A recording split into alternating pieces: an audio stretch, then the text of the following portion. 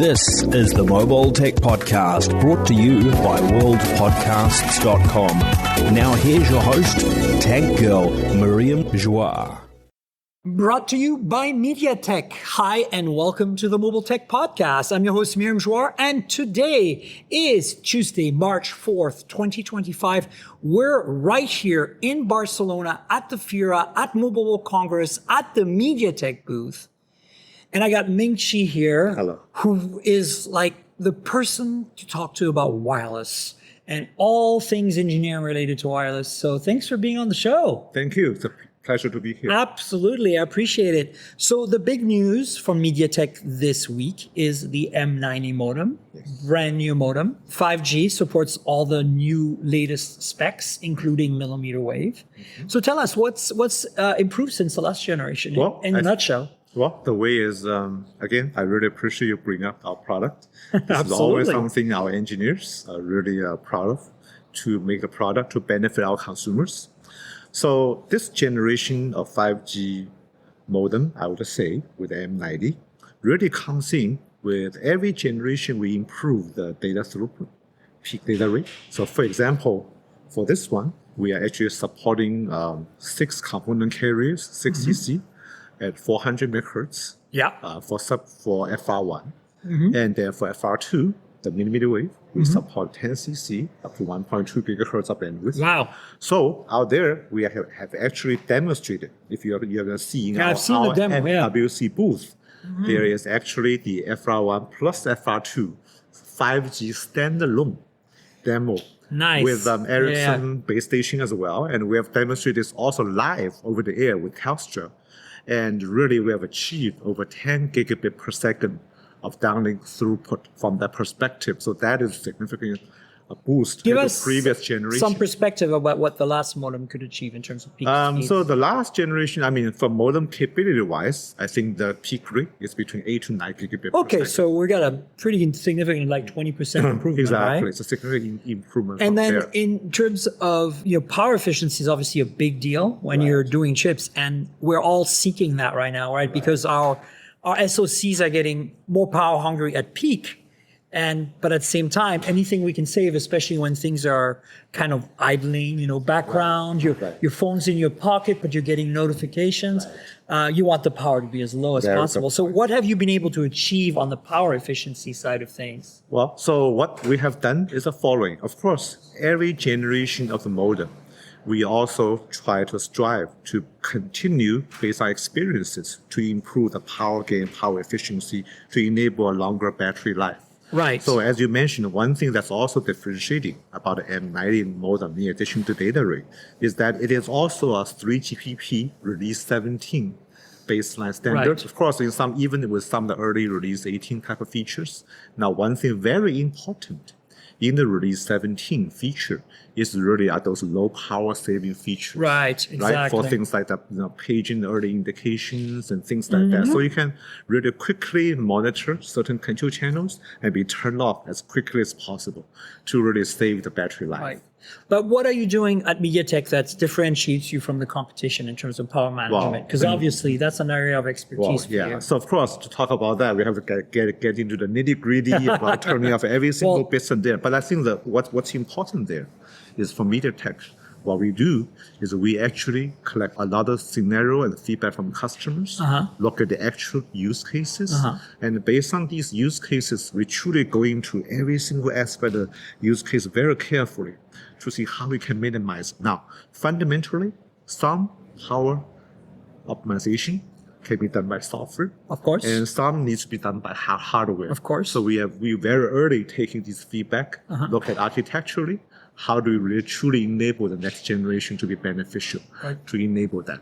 And so, for example, like even, of course, from the low power numbers, right, for M90, some of the things actually came from our M60 modem, which we actually demonstrated last year in MWC. That's right, I remember that. If you remember that, that one has the industry-grade lowest power in terms of standby time, in terms of also the flight time, flight mode time, and in this technical jargon, PDCCH only, Right. kind of time in modem. Because once you get all this power low, you can pretty much have a low power transmission for many other modes. That's Okay. basic. So we have the building block of the modem that we truly try to optimize the power for IoT and wearables, and we also leverage the lesson for the M90 type of modem, fantastic. and to enable the low power there. So you took some of that like expertise from the lowest power devices that you create solutions for and brought it into like the best, most powerful modem that is going to be used in more heavy duty applications. Exactly. We try to do the best Awesome. of both worlds. Tell us a bit about how AI plays a role with this modem. I can obviously assume that we're seeing AI being used to optimize all kinds of things in software. Yeah. Especially for signal processing, pattern recognition, machine learning and models can really help, right? So where are we at in the RF world with AI? Because I think my audience is well versed on what happens with AI in other areas, but RF is kind of magic, right? And that's why I'm like, when I studied engineering, RF was the hardest topic. And I was always thinking to my professors, I'm not worthy because RF just amazes me to this day. That's right. And so what secret special sauce do you have there for AI? Yeah, I still remember the days too, like we relate, right? I mean, I remember days I would try to solve the Maxwell equation. That's right. I know. It's like every engineer I ever talked to says RF was hard. Exactly. Solve the wavelength equation. Yeah, but so coming back to baseline, I think that in this case, I think there are multiple dimensions that we do for basically on AI. There are ways we look at basic AI. I look at two general dimensions for modem. One is called a wireless for AI. The other is called AI for wireless. Now, first something simpler from a consumer perspective. Wireless AI means I want to make sure my wireless design can be equipped to address generative AI or other applications today on devices. So that you can see quite a few of the AI demo in our booth. Obviously. Right? Now, on the other hand, so what you're asking is really about AI for wireless. Correct. How do I use AI to optimize the wireless, right? So from that perspective, in our booth, we have actually been demonstrating one thing is called a smart antenna, AI for smart antenna, which is really an idea about, okay, you know what? How do I really use the radio wave to detect the hand gesture around my phone? So, for example, if my hand is kind of holding the phone or kind of close to my body or further away from body, there is this transmit power limit to protect your safety for electro radiation. So if you're too close, you can't really transmit signal to be too high, right? So you can adjust your radio transmit power level based on your detection of the hand or other objects around you. So that's one way that our AI can use to adjust the antenna patterns, adjust the antenna powers, and all of that. So that's one basic way called the AI for smart antenna. So by doing no that, more antenna gate ever again, because now you can detect the hands. Well, yeah. So no, I mean that's a very good point, right? Because if without that, our antenna, our transmit power design will be very conservative. Right. But once you detect no hand, you can actually boost a little bit of transmit power to enhance your throughput. If you have it there, you maintain your safety. So that's one way. And the second thing that we do is we do a little bit beyond. Because your phone can detect kind of the radio signals, and also it has a lot of the signal fluctuations, patterns, right, coming from your channels being decoded by the phone. So by looking at these patterns, you can tell, it's a user in the subway station. So you're able to use AI to learn patterns that resemble the common situations a user can be. Right. So am I on the street, in a house, in a concrete house versus a wood house? So of course, I think from a practical radio perspective, the thing that you're afraid the most is, for example, you search unnecessary networks, right? Have too many candidates, and so that your handover gets delayed, your phone call gets dropped, right? Right. So what we do is we try to find a few key scenarios where you really need to simplify or optimize or streamline your radio management, like when you're on a high-speed train, when you're in a subway, when you're in an elevator, or when you're hiking. In certain cases, you could actually simplify your management, and your radio need to only focus on modes that are better for these scenarios and situations. Right. And therefore, number one, you get a much more stable network, right? And number two, what you get is, in some cases, you can even save your power because you don't have to do the unnecessary network searches. Right, you get a lot of power management. Right. So by doing AI, we really gain these things. And then third thing we do for AI, beyond the detecting a situation, right, for low power, is also about, can I detect the traffic pattern of my devices? So for example, right, there are, normally the phone, there's something called a quality of service, QoS, right? And the different traffic gets mapped to different QoS streams, quality of service streams. Got it. However, these quality of service flags are not always being honored by like the servers or network anywhere. The data doesn't always contain the proper metadata for the proper application. Right. So of course, if the data or everything is proper, we can do the proper thing. But on the other hand, the modem has a way to detect traffic patterns, so we can see whether it's a voice pattern, whether it's a video, or whether it's something that's highly intensive, right? And once you detect a pattern, you kind of can know that, for these patterns, I would expect this kind of mode to operate in my network. I want to increase my throughput and finish transmission as much as possible, or let me keep my throughput to be steady. Got it. And now here's the pattern I want to kind of configuration to adjust to it, right? And then, I'm sorry, I'm not trying to use the jargons because this is great. Keep going. It's good. And then the one more thing you can do is the following: that if you're really a high volume type of user and you can predict the user may have a high volume traffic being coming or have a certain intensive videos being coming, you can actually, so we actually have a demo. I mean, it's a demo between Ericsson and with an Oppo phone using MediaTek chipset in their booth, which basically by detecting the traffic pattern that the user will be a heavy user, the phone can actually send a signal to the network via certain signaling. And the network can tell the operator, look, this is a user who may be benefiting from your better data plans. So when the phone detects that, the operator will send you a notice to the user, you know what? I notice you're a heavy user, you have a certain data plan, you may be consuming more data.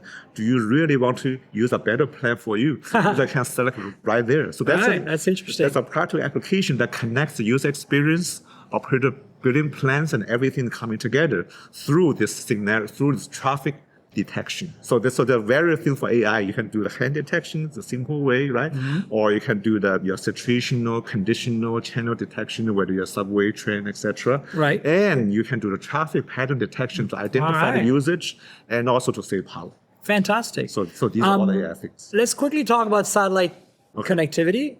Sure. And also, I just have a couple of quick questions about where we might see the modem coming. Sure. So satellite connectivity obviously is a big deal. Yes. There's a lot of talk about this at Mobile Congress this year and last year. Things are kind of starting to standardize and gel with NTN, NR-NTN, and of course 3GPP standard. What's different with the M90 versus previous versions in terms of NTN? That's a very good point. So I think the thing about NTN, the MediaTek has always been passionately driving NTN.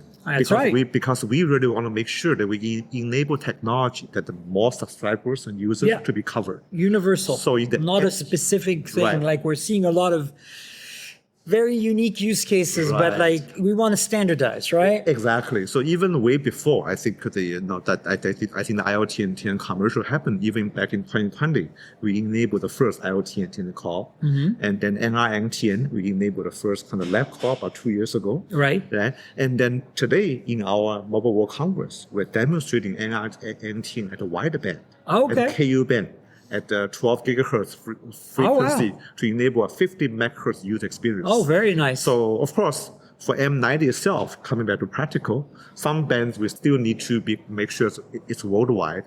So in M90, the specialty compared to previous modem is we actually have the hardware and also support of both IoT NTN, also called narrowband NTN, and the NR-NTN, all in there. So technically, you can, if you somebody really wants an NTN, we can turn on this by software. Yes. Right?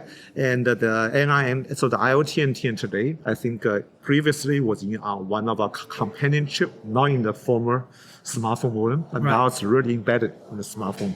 Fantastic. Kind of the IPs. And then for NR-NTN, we didn't have the that before also. Now this is the first time it's being integrated in hardware. Okay. In the modem, In the modem core IP itself. itself. One chip. And it can be enabled for LS band today in the cool. low band. And in the future, if you need, go to KOK band, you can match with other RF patterns. But that's not capability for M90. That's something for the future. For the future. But at least for today, we have both the native IoT narrowband NTN as well as the NR NTN. Fantastic. Support. Great. And hopefully we can provide better coverage for the users. My last question is, where will we see the M90? Will it eventually get integrated in the Dimensity family? Yes, so M90 as a modem actually goes in multiple dimensions. So we have M90 is really the modem IP. It will definitely go into the Dimensity family. In fact, even the Dimensity 9400 is a part of the M90 family, and there will be DX5 Dimensity. Oh, wow, Of the okay. future evolution. That's one area. That's one, okay. Then the second area is we also have a thin modem product, which is Right. modem only, mapped with other APs. So for IoT device like fixed wireless access. Yeah, exactly. So we certainly have that going into a certain product form factor. And then we also have the kind of M90 going into like data cards Right. and other type of IoTs for 5G connected and even automotive. Very so cool. these are the areas all the same IP can get into. Fantastic. Well, listen, thanks so much, Ming-Chi, for walking us through M90. I think the AI stuff is fascinating. And, thanks again for being on the show. And hopefully we'll have you on again soon. Okay, thank you so much and really appreciate the nice conversation. Absolutely. Well. Thank you so much. Thank you. So, folks, we're back at MediaTek's booth for MWC's recap. Everybody's got some thoughts. Where do we start? That's a Nick big is like- loaded question. Do we start with AI? Because no, we're not. We're not. But that's what everybody wants to talk about. But that's definitely not what we want to talk about. The way I look at this is I don't want to spend too much time on Honor because they really didn't announce anything good as far as I know. There's there's no phones. No. There's no Pad was phones. They have a new tablet that looks pretty good. Mm-hmm. They have some new open ear earbuds that are also good. Also really Software, good. not great, but and then they have a new smart-ish watch. Yeah. One of those Well, there you go. two-week watch. We covered Honor. Hardware's watch. And that was good. We can move on. That's And wait, Alpha Plan. Alpha Plan. Yeah, But that's AI, and we're not talking. that's Google it. Yeah, We'll be that fine. sounds very much like what is it like? Some kind of like TV show from the 70s, Right. Yeah. Alpha Force or something. I mean, and it kind of had that vibe too, because on the stage, all of the different people who were involved came up around like glowing orbs and put their hands on the I heard orbs. about that. To grow. Oh, I see we're talking way too much about Honor now. Okay, It so felt like a let's do super- quick intros. On my immediate left, Kevin. Yes. Nether. Yes. I had to do the math there for a second. It's your left too. Yeah. Jason Howell. Hello. Adam Dowd. And Nick Ray, who has to duck out early. But I'm not. I'm actually not going to. Oh, you're not? No, I decided not. Okay, to. great. I'll be here the whole time. Oh, fantastic. So we have a bunch of stuff. I mean, Honor, obviously, Alpha Force, Alpha Zone, Alpha Plan. Plan. Yeah. But we're not talking about AI. No. Like, if we talked about AI, we need a 2-hour show. And even Right. then, it would be boring. Yeah. I mean, it would be a 2-hour show that nobody wants to listen to. So the one thing that I do want to say about AI that I've heard at MWC is a lot of brains are talking about GUI-based AI, which is like allows an AI to like use an interface of an app in order to do things, which is something that has been desperately needed, and I'm very much looking forward to that. But that is kind of a nebulous Like, you're concept. talking about like the large action models. It's agentic AI. So you Agentic. can you can say I want to watch a show on Netflix, and it will go into Netflix. It will find the show. It will start playing the show for you. That's what large action models are. Well, right. But from an action. Oh, right. Okay. On your So, apps, on your phone, on your device. Right. That's And then definitely a agentic is another way. It's a trend that you see in a lot. Like Moto has their AI, Honor, Google. So those of you their watching Gemini. this right now on video on my Patreon, thank you for being supporters. That MediaTek TV back there, that screen that's MediaTek, is actually not dirty. It's a constellation. Right. Like, it took us a while. We're all like wiping down the screens. All right, so I want to kind of start maybe with Xiaomi, maybe. Like, Okay, sure. There's a bunch. Because I did not get much from Xiaomi in terms of like they sent me the PR, but they did not invite me to their event. They sent me the 15, which I have in my pocket here, the baby one. Nice. In a case. Great phone. I've been using it to capture all my content, video and product photography. And it's holding up to like my Pixel and my Galaxy that I normally use on my iPhone for video. So that's pretty solid. And you know, if But I don't Miriam is have saying the- that it's holding up to the Pixel, that means it's I a don't have really good phone. I don't have the Ultra. So Yeah. to me, that's still a big mystery. And then they announced these magnetically, attachable cameras. So who was at Xiaomi? Who can fill in? Oh, I didn't see that. I was not at Xiaomi. Neither were you. Wow, that's amazing. Well, I was at Honor because Yes, I had because- to be at Honor. Yeah, yeah. It was at the same time. I demoed the modular Tell us about it. thingy Oh, nice. on a Xiaomi 15 is kind of what they demonstrated with a little magnetic thing on the back and a couple of pogo pins. So big micro four thirds lens that you just kind of seal on with the Right. magnet snap right in. F1:4 aperture, So they only had, manual autofocus. only had one module. That's all they were showing. Yeah. When I had my. And so the idea, right, is that APS-C sensor inside a lens. So you don't actually remove the lens from the sensor. It's not like the Q series from Sony years ago, where So we were talking about that. Sony did this 11 Yeah, the years ago QX at or whatever it MWC. was. So this is retro tech. Now, this is not new tech. And it's only a concept versus what Sony sold 11 yeah, years and they had brackets that was really cumbersome, and Yeah, Wi-Fi but- connectivity at the time was very Yeah, cumbersome. it was Wi-Fi direct and Bluetooth connectivity. But the difference was this one has to be attached to the back of the phone to work. Right, because it has pogo pins. Pogo pins. Well, it has pogo pins, and what they're saying is it's actually not just a regular pogo pin connection. It's actually a pogo pins to align it and for power. But then they have Communicate via. the other communication is laser communication. It's an optical communication. Oh wow. So like completely overboard of what you actually need it to be. No, but it's interesting because I was wondering how they did that because I saw 2 pogo pins. So I'm like, that must be power. The pogo But where's pins the are data power. going? So I figured maybe they used Wi-Fi Direct or something. Because here's the thing: 11 years ago, Wi-Fi Direct wasn't as reliable. The APS-C sensors that Sony used weren't as good as modern Well, sensors. Sony Smartphones. was just getting into Right. their But I'm saying mirrorless like cameras. they weren't as good, right? Yeah. So now a Micro Four Thirds today is way better than APS-C then, right? And now we can also with APS-C, the Z stack is taller. So with Micro Four Thirds, you can compact it. So the idea, I guess, is that it's like MagSafe with pogo pins. You just line the thing on and clunk, and then you've got another lens, and the lens has the sensor in it, right? So this is the concept. But I think they should do this. I think this is I thought it was super solid. And my one concern that I had was like, okay, this is a big, honking lens that feels like you don't want to drop it.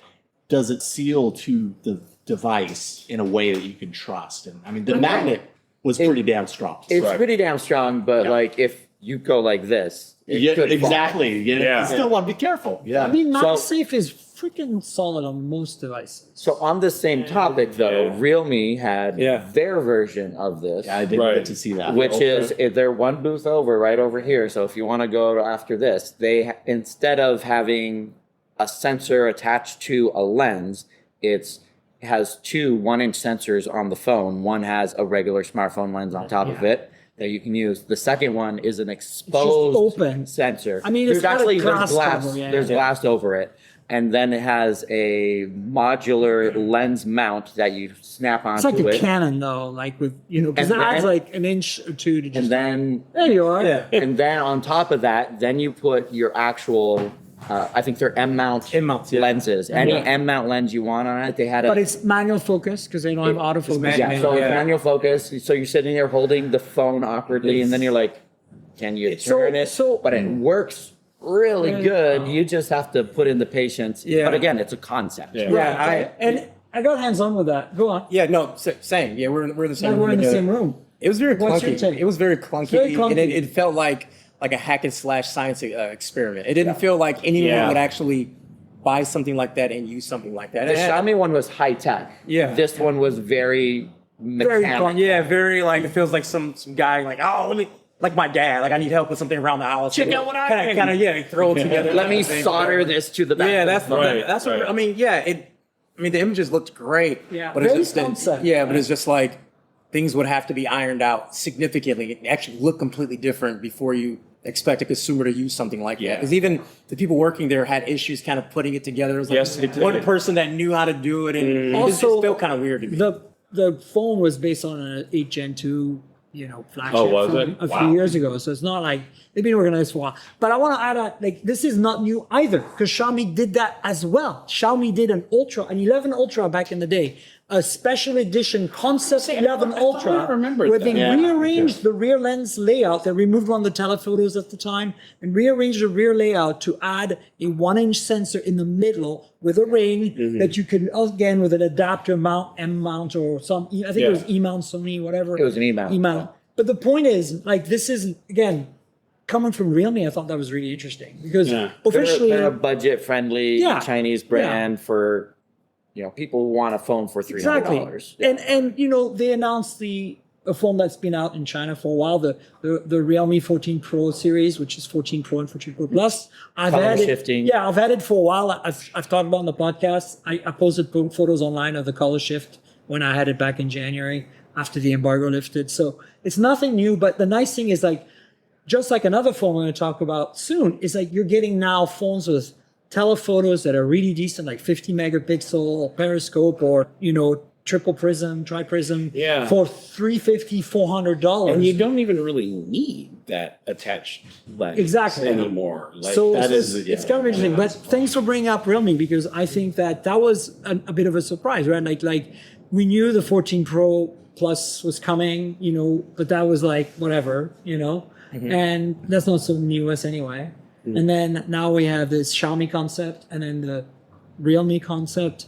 And then, of course, I want to quickly spend a second, now that the Xiaomi 15 Ultra is official, we should probably talk about that. A little bit. I don't have one. You have one. I do. Some of us got one sent. Mine is coming. I've requested one. Yeah. That 200 megapixel telephoto is kind of like up there with the Vivos. It's wild. It's crazy, right? Yeah.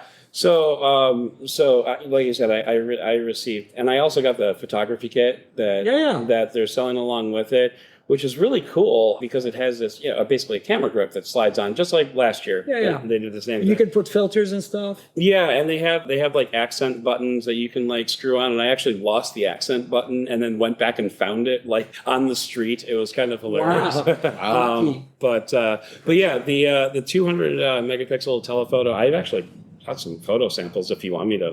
I don't know how well it would translate. No, you're a little too far from there. But I mean, you're really solid up to I would say 30 to 50x magnification. It's really good.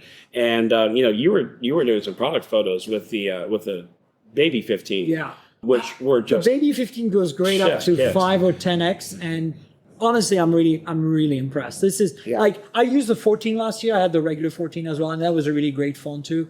But this is going above and beyond what my expectations were. I would say that you could argue potentially that the Xiaomi 15 is better than the Find X8 non-Pro. Possible. And that is a really good camera phone. Right.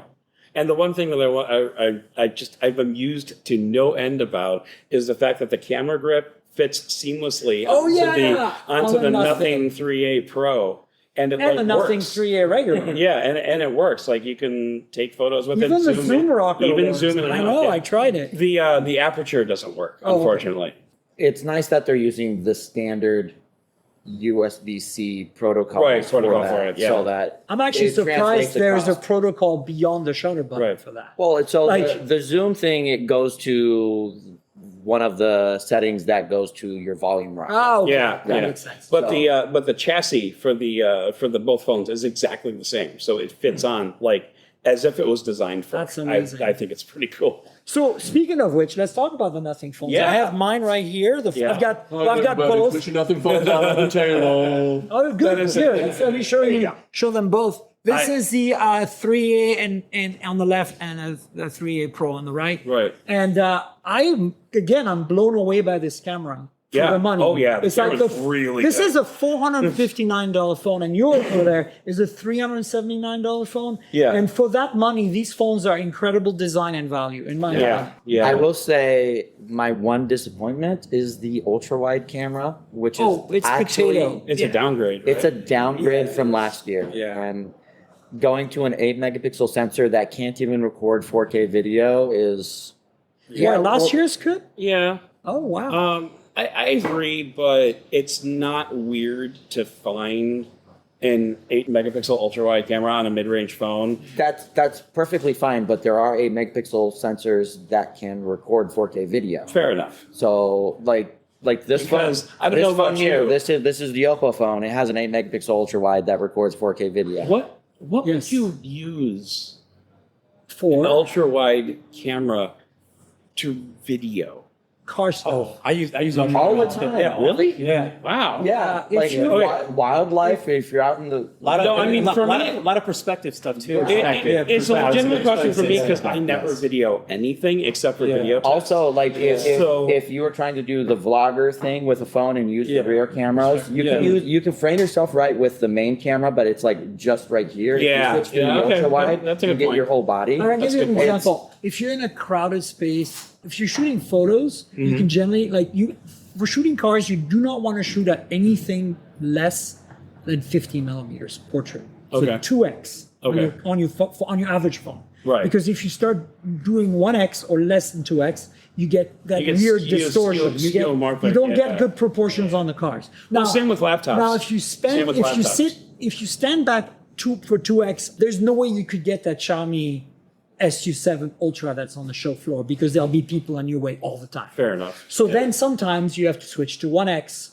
or if you're shooting video, it's even more exaggerated. You actually have to go to ultra wide unless you want people constantly in front of your shot. Right. Case in point, Okay. I shot the Xiaomi car ultra wide, and I've been doing portrait. Mhm. I didn't want people to be in front of me, so I had to use the ultra wide to get it. And if I did 1x, it would have been And quarter of somehow, Well, see, that's what the cane's for. in video, You do that to people, nobody else is going to walk in front of me. I'm just saying. in video though, the distortion is less of an issue because there's motion and you can kind of. But if you look at a still image, Yeah.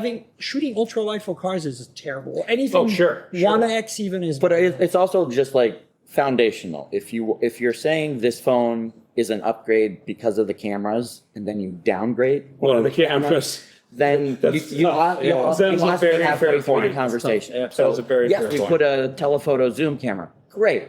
But you crapped all over the ultra wide. So Yeah.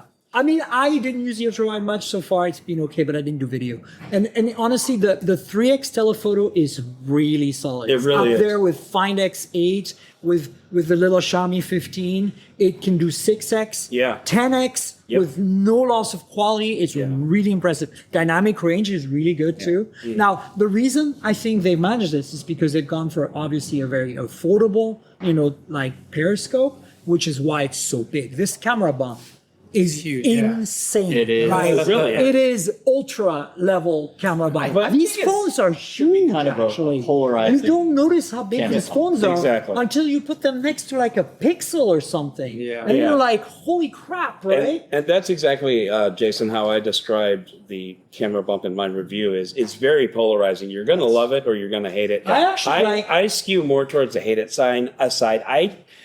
The one thing about Nothing phones has always been intentional design. Everything that they do is intentional. Like they're doing, the font that they built was intentional, and the software that they built is intentional.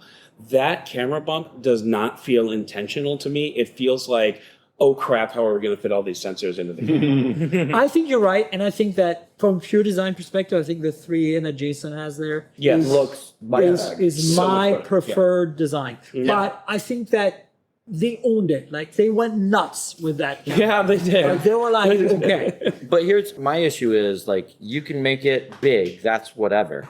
There is no lens there that lines up symmetrically in any Yeah. way. Like the two that are like side by side aren't even aligned properly. Right. Yeah. Like they're just off. It's just weird. I mean, It's like a smattering of lenses. Yeah. Like But- it was either there was no way we can do it as like there's internal components that Right. just needed to be moved around, or let's just make it as unsymmetrical as possible. I feel that's what they did. It's the same thing. But for when I look at the back, I'm like the big circle doesn't bother me. It's the little circles inside the big Yeah. circles that are like making me go cross-eyed here. I'm like, And- whoa.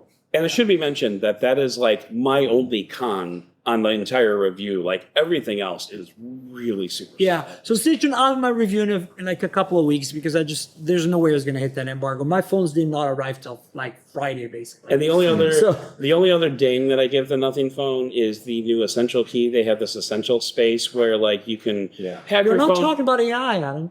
Well, you could have your phone remember things for you and take screenshots.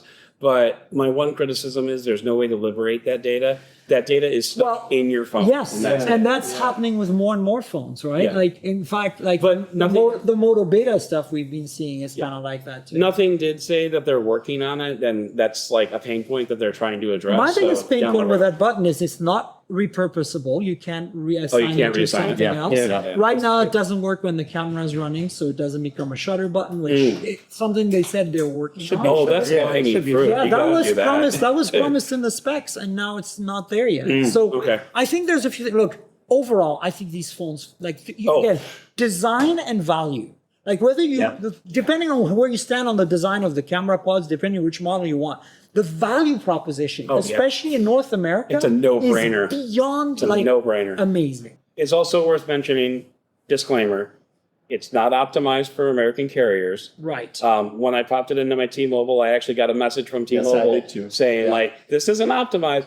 I had no problem getting on the internet. I had no problem making phone calls. It was fine. VoLTE works? Huh? I haven't been in the US with it yet. The VoLTE? That's from what I remember, yeah. Because if you don't have VoLTE, you can't do AT&T. I don't Does know about Wi-Fi that. calling work? I don't recall. So these are very critical things when you test the phone in the US, especially on T-Mobile. You get VoLTE is for Again, AT&T. the phone is officially not available in the US. Well, no, it is available through the beta program. That's not officially. It's through the beta program. It's through the beta program, so they don't have to do FCC clearing. You mean official as in regulation official? Regulation official. You can buy it, so it's official. No, but it's not. Their emails say the phone is not available in the US other than the beta program. Right. Please sign up to be a beta tester to buy this phone. But the bottom line is super awesome phones, great display, decent performance. I love the software. The cameras are really solid. The price is amazing. Well, sometimes with phones, like something that goes a long way. Feels nice. It feels nice. When I have It's this a in my bit big hand. though. It is a bit big. Yeah. Is it? Compared to the 2A. The big difference between one of the other big differences between the 3A and the 3A Pro is the 3A has a polycarbonate backplate, whereas the 3A Pro is glass. I thought they're So, both glass. I don't think Yeah, they so. are, because I if you could look be at the wrong. camera cutout, you can literally see where the glass ends and the poly starts. I could be. I said that, swear I remember from my briefing that they said No, it in the was- review, guys, it says glass on both of them. Is it? Okay. All right. Well, never Yeah, mind. but it's a difference compared to 2A, because 2A was one piece that went right into the camera bar. Yeah. Because the reason there's a difference there, a cutout, you can feel there's an edge, is because there's glass and then plastic. Okay. All right. I think that was one of their big selling points. They're like, we made the materials better. Because the other ones, last year, scratched quite a bit. I mean, you can't, Lexan just scratches, right? Like, you can't avoid it. All right, so how do we feel about Nothing? We're good? Yeah. Oh yeah. I think Shall we so. move on? I think we should talk about, let's see, we've got Xiaomi. So Xiaomi's great. They've got the concept, and then they've got the Xiaomi 15 and 15 Ultra, which are now official. We got Honor. We talked briefly about them. We've got Nothing. Now, Oppo. Oppo is mostly AI stuff. Yeah. Yes. And nothing else We really. don't talk about AI stuff. So Can we talk about WikiTel? sure, but I want to get the big players out of the way first. Okay, fair enough. We need to talk about that. Yes, so Motorola didn't really we have. should talk about Lenovo is who we should talk about. Well, Motorola The did the Smart Connect update, which is really cool. Yeah, tell us about it. Because I don't know. So they demoed a couple of different things. First of all, so Smart Connect's been around for a while. For those who are not familiar, it used to be called Ready For, and now it's Smart Connect. It allows you to, work between your phone and your computer seamlessly. Yada yada yada. So now you can set up your computer and your tablet and your phone to all kind of work together. So there's like a universal search function that you can use. The forbidden word for AI. So you can ask your phone to find all of your documents pertaining to cornbread making, and the phone will search all 3 devices for those files that pertain to that, which is cool in and of itself. But they also have a thing where you can ask your phone to open Instagram on your computer, and it will stream the app to your computer screen. Ah. And if you do like multiple apps, it'll like line them up like side by side.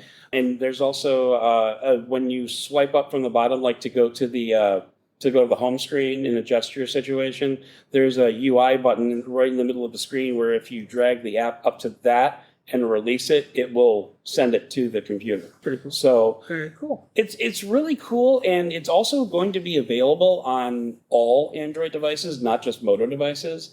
Some of it's going to be watered down on non-Moto devices because they said there's like parts of the stack that they need to get into to get like the AI searching and stuff like that. But the general functionality will be available on any Android phone, which I think is actually very cool because that's not Moto trying to lock you in. That's Moto just trying to make a better experience for as many users as possible. You know, it's kind of like a computer on every desk running Microsoft software kind of thing. Like, you know, Motorola wants a phone in every pocket running Motorola software. So, which is a great. So that's a good segue to talk about Lenovo because they launched a bunch of new laptops, mostly their revised version with new chips. Yeah. But that's not what I'm interested in. It's the concept. It's the other route. Yeah. We want to go to the other route. Spend more time there. So one of the first things I did at MWC this year was a briefing with Lenovo, and they showed us if you look at my reels on my Insta, you'll see there is a solar laptop. You saw them. Yeah, I did. Yeah. A solar laptop, so like essentially the lid here of the entire computer is a solar panel, which is like, why don't we already have this? It makes perfect sense. Right. And it charges the battery when it's closed. And when it's on, it actually powers the laptop as much as possible from the solar first before it goes to the battery or power supply. So the reason we haven't had it until now is the efficiency rate of the solar panels itself. So this is a 24% efficiency solar panel because the power coming in has to exceed the wattage of the battery in order to charge it. Otherwise, it doesn't charge it. So only now can you actually do it with 24% efficiency panels. So that's one of the, because I've been thinking the same thing. Why haven't we just stuck solar panels on everything? It's because the battery wattage has to be and also lower I think than it's kind of like the solar panels are more efficient. The computers are more efficient. Less power draws. And for context, line has been and it could be that they actually have multiple batteries on the inside in series, so that the wattage of the batteries are actually lower. For context, for listeners, 24% is actually really insanely high. Oh, it's really insane. So you see most solar panels on people's roofs, those are like 15 to 18%. And every percentage points, like if people think, oh, it's 1%, but going from 20 to 21 is technically a 5% increase in overall power. It's 1 percentage point, but 1% of 20 is 5%. So like going to 24% is incredibly more efficient than And I think like the records now are like 32%, but those are like in the labs only, not in production. How expensive are these panels though? Are they manageable? Like could this laptop be made for like maybe $50 more than a regular laptop? Oh, probably. Yeah. I mean, it's all about surface area, right? Like, but for a thin and light, you can get a 100-watt solar panel for like $100. Yeah, they're not that expensive, but are they 24%? No, they're not. But like this is 1/10 of that. Yeah, exactly. So like the panel itself would be $10, and then the manufacturing, whatever. So like maybe they'd add $50 to $100. So it's reasonable to say that maybe in the future, more and more laptops will have a solar panel on the back. Yeah, and we also saw on that same line. No, look at it. I have a reel on mine, so we can ready to close up on this stuff. Yeah. Techno released their solar panel concept smartphone. Mm-hmm. Oh, so I'm going there now. I didn't even see that. They have a smartphone with a solar panel. Oh wait, no, I saw it. That was Infinix. I saw it as well. That was not really Infinix at Showstoppers. Okay, so maybe there's both of them. Yeah, I don't know. Good. So Lenovo, the other thing, and Kevin, I think this is the one, right? The one that really killed is like the one with the flippable. Oh yeah, sure. Yeah. So they just, you want to tell the story or what? How would you describe that? Didn't they call it a 5-in-1? They call it a flip. A flip, 5-in-1 flip, where it's like a standard laptop, then you have the flip mode, then you have the so you flip open like, it, and then the lid like reverse, like it's it's kind of like the Huawei where it's reverse fold, right? like Like reverse trifold. It's outside. And fold. so outside fold. So And then- so then it turns into double the size screen, like vertical. but then they had a mode 18.1 inches. yeah, but then they had the mode where it was like almost like a flip like a flip phone. Like a tent. Yeah, like the tent mode. tent mode, yeah, like the like the razors. And then even then they did a gesture on top.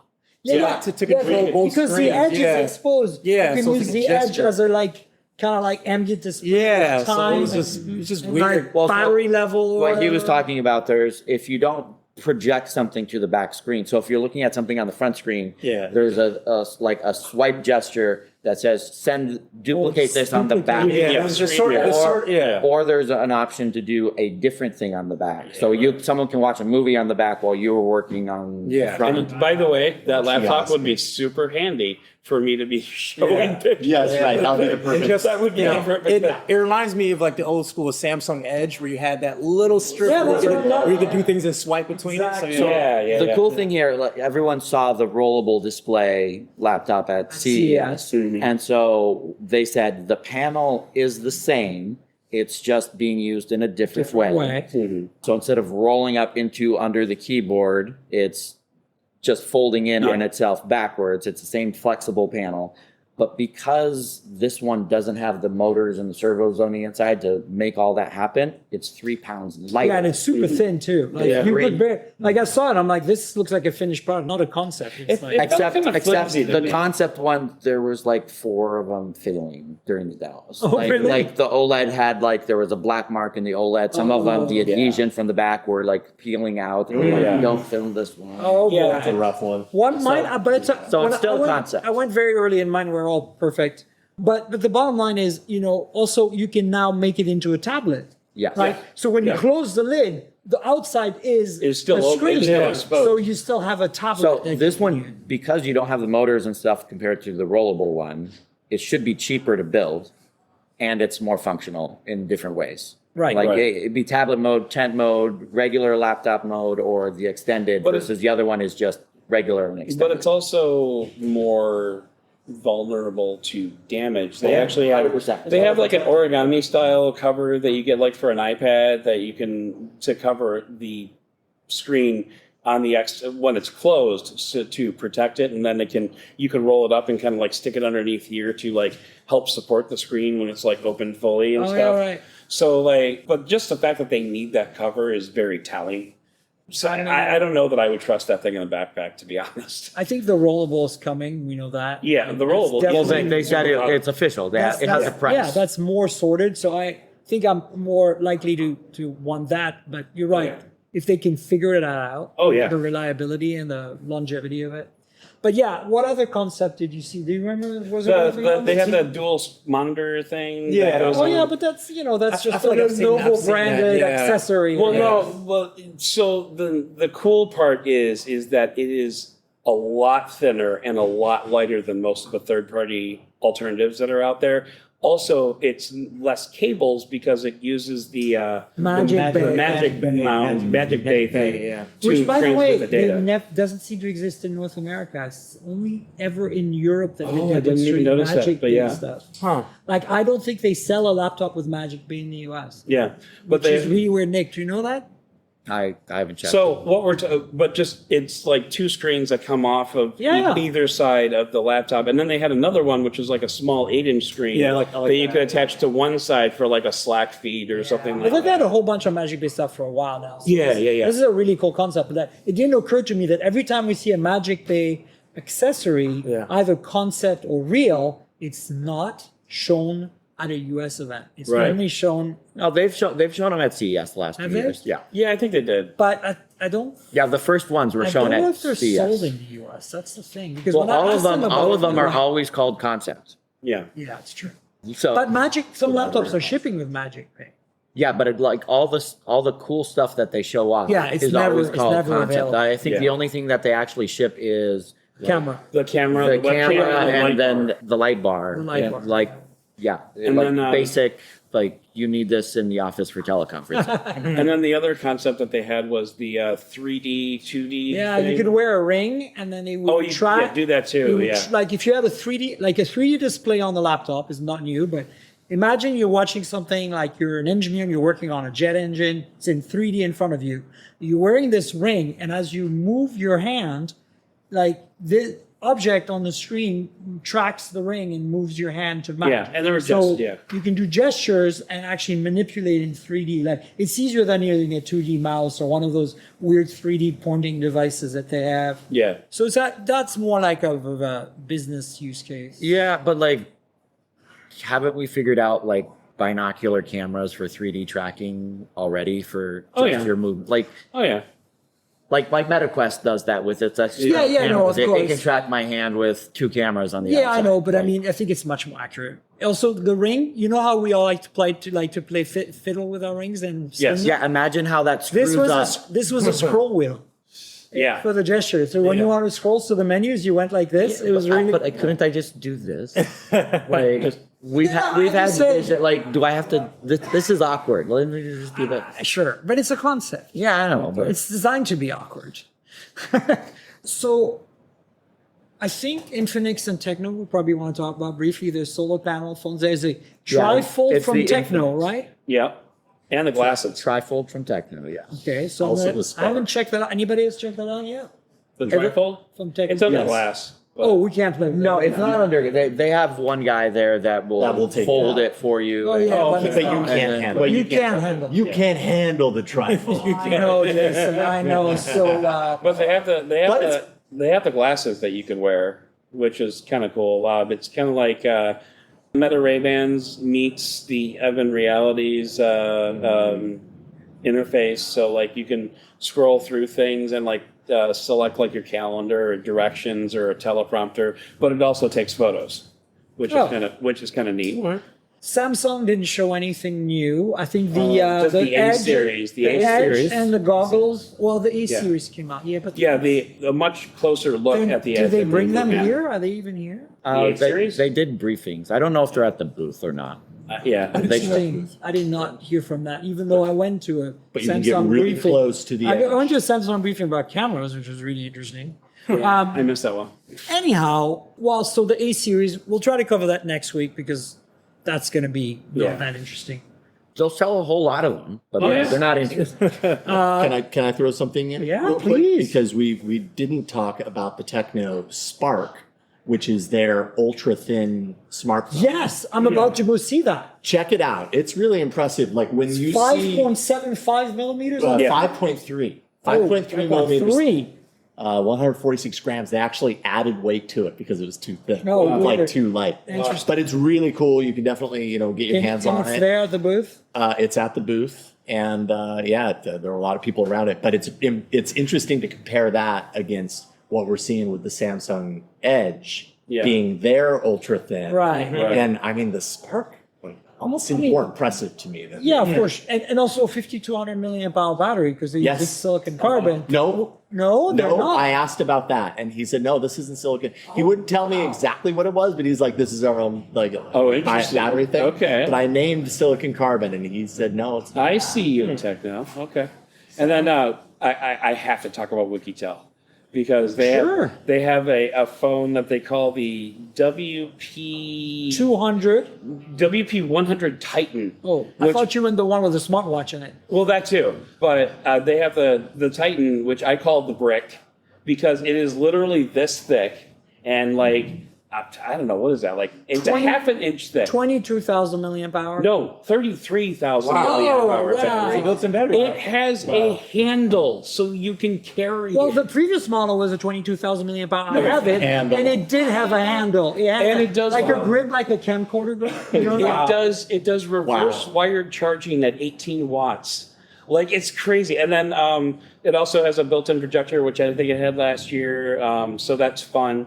And then the WP200 has a removable earpiece on the back of it that also acts like a smartwatch, and they ship a strap with it, so you can wear it as a smartwatch, and it like tracks your. No, that's what I was talking about. Yeah, yeah. So they offered to send me one of those. I said yes. Those two insane Please do. phones. I love those.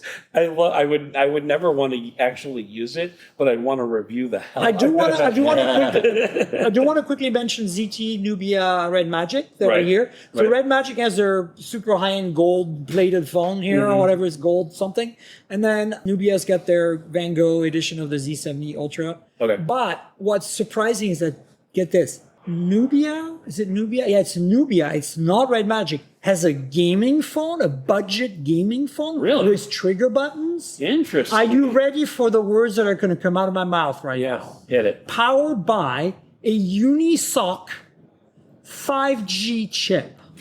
Okay, first of all, Unisoc, okay?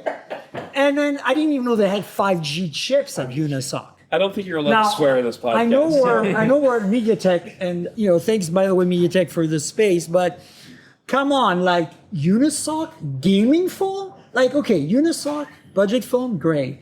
5G, I didn't know Unisoc made a 5G chip. Right. But maybe it's a radio from MediaTek or Qualcomm, who knows? Yeah. But the interesting thing is that it's like a gaming phone, and it doesn't look crap. Like it looks okay. So I'm kind of tempted to go back and check it out. Here's the thing. We get budget-friendly gaming phones from Poco, from... Yeah, but they're not running Unisoc 5G chips. They're not.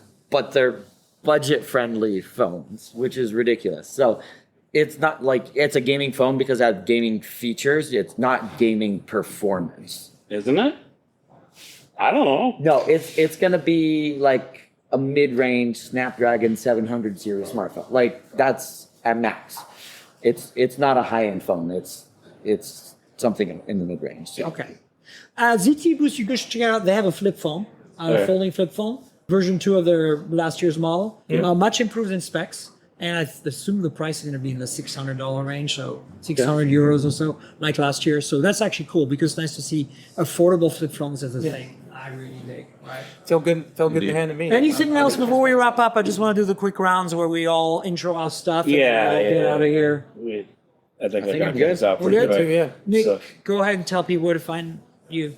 On the internet, of course. Of course. No, you can find me on fandroid.com or all the social medias, Fandroid or YouTube, TikTok with an S at the end because, they're weird. Fantastic. Yeah, Zed Technology, Threads, and Instagram because I haven't abandoned Zuckerberg just yet. And writing everywhere and Benefit of the Doubt YouTube channel, youtube.com/Benefit of the Doubt. Yeah. Jason, pimp your stuff. Yeah, you got a things. lot of stuff. YouTube.com/@JasonHowell for video stuff. Android Faithful podcast, search for it. I do actually talk about AI on an AI podcast called AI Inside. Who are you? Yeah, it's a weekly commitment. He made a whole podcast about Yes, AI. indeed. And then Ballsy. also writing for Digital Trends and ZDNet. There you go. So, doing all the things. Yeah, you can find me youtube.com/@TechNinjaSpeaks. That's right. All You guys and should then- subscribe to everyone's YouTube channels, read everybody's stuff, follow everyone on social. You know where to find me. I'm at Tankgirl, TNKGRL on the socials. That's on everything, mostly Threads and Instagram and Blue Sky.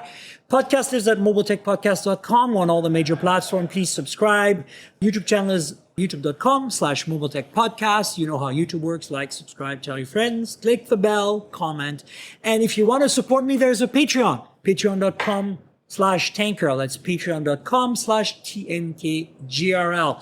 So please support me. Check it out. You get a $5 a month video version of this podcast every week in advance. So that's one perk. And of course, I want to thank our friends at MediaTek.